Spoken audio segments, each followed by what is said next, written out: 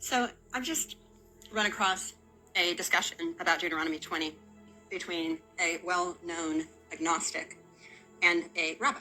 And I've heard this agnostic talking to Christians as well, Christian apologists, who are asked questions like, how could God command genocide? And they say things like, well, because he's God and he can.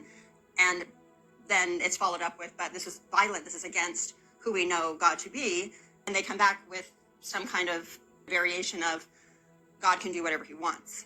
And of course, that's not an answer at all, because God is a God of good. If suddenly God, the God that we know to be good, acted like one of the evil gods, would we still follow him? That makes no sense.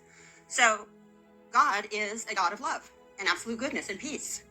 He brings everything back to life. He makes the murky waters living waters. He sanctifies and consecrates everything. He loves us and we love him. There's love there. There's joy there. This is spirit of life. And that's what we want.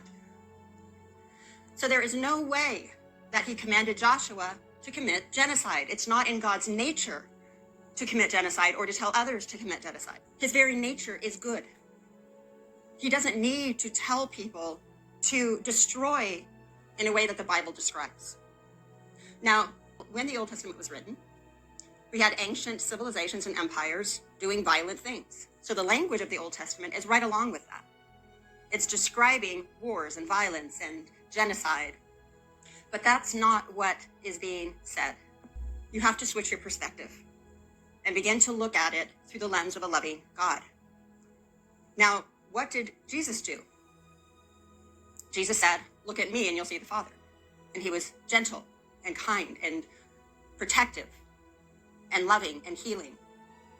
Does that look like a God of genocide to you? No. And yet Jesus didn't denounce the Old Testament because he understood what it was really saying. And then what happens to him? He has the resurrection. God brings him back to life. So our God is a loving God. He's not a God of genocide. He's not going to tell Joshua to go commit atrocities against people who are still his children. Love thy neighbor as thyself, and yet he's going to tell them to commit genocide? That's ridiculous. Now, someone has said, well, people get it wrong. Maybe God said something to them and they just misinterpreted it and thought, I think he said to go do this because maybe the way that life was for them, that there was a lot of violence. There was a lot of violence. There was a lot of war around them. And so they just misinterpreted what God was saying. They misheard. So here God has this long relationship with Moses, and God and Moses is God's guy. And you're going to say that Moses misinterpreted God's instruction? That Joshua misinterpreted God's instruction after all that time? I don't think so. So there's got to be something else going on. So if we take a loving God and Jesus as the representation of the Father, loving God, the way Jesus acts is the way the Father acts. He's gentle and loving, kind, protective. And we say, well, if God told Jesus to commit genocide, what would Jesus do? Well, he wouldn't commit genocide, but what would he do? He would go into that town and he would bring all of the qualities of God. He would bring love and kindness. He would be protective. He would heal people. He would cast out demons. That's who Jesus was. He would call out and challenge the false prophets and those who were misleading the people. But he wouldn't take their life away from them. He was healing them. He was casting out demons. So this idea that there was a genocide and God instructed a genocide, there's too much of a contradiction here. So let's say that maybe genocide was describing something else, something that would defeat the undercurrent of an evil society. Why is there an evil society? What makes it evil? Idol worshiping, ungodly behavior, a lot of the same things that were happening in Jesus' world. But Jesus didn't commit genocide. What did he do? He brought God's Spirit, the Father's Spirit, into the community to heal, to love, to cast out demons. And this is not a difference in time or dispensation or covenant. This is just a difference in the way that people were describing God. If we follow what Jesus was doing, God really was telling Joshua, go into this community, go into this space,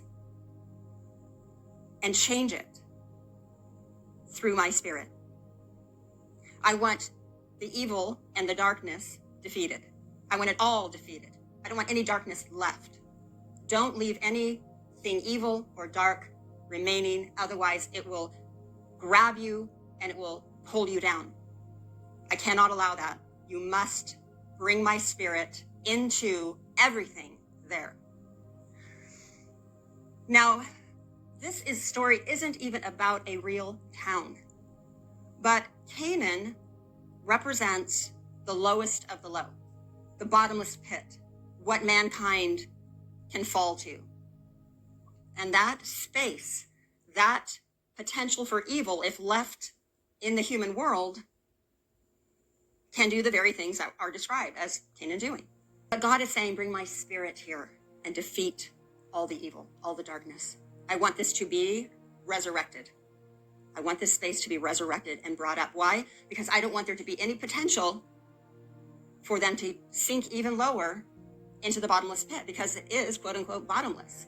And so what I want you to do, Joshua, is to bring my spirit into this dark space, and I want it all resurrected. That's the only way a loving God of absolute goodness who exists in the eternal world could use his power and would use his power. He doesn't use his power for the things that human beings use their power for. He uses his power for good, and the resurrection is good. If you begin to see the Old Testament through the eyes of the resurrection, that God wanted prophets like Jesus, who was gentle and loving and kind and nurturing. He was the prophet that represented the nature of the Father. And if we put him into the Old Testament, we see that what he would do would be to bring the Spirit of the Father into dark spaces, into places that were falling into the bottomless pit, and to raise them up into eternal life.